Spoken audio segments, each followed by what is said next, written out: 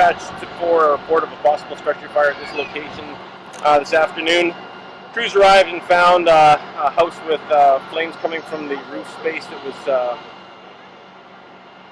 impinging on the next door neighbors, basically potential for spreading the fire from the main house to the second house. They quickly pulled the line and protected the exposure so that it didn't spread to the second house. And as more staff arrived, we began to apply more water to the main fire structure. But it was fully involved pretty much before we got here.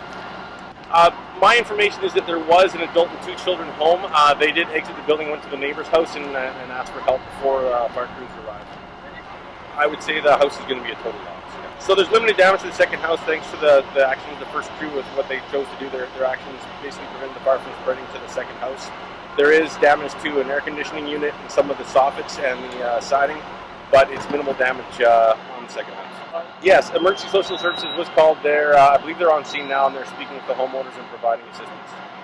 So initial response was with 2 apparatus.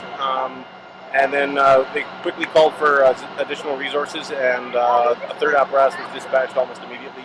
And at that point, it was more need for manpower than it was for apparatus.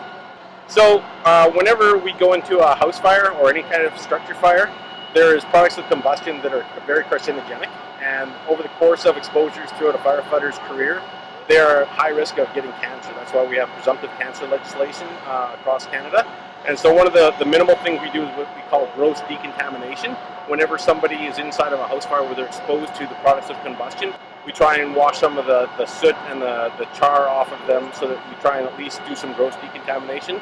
We'll be establishing security overnight, and we'll begin the full investigation in the morning. Reporting for Castanet News, this is John K. White in Vernon.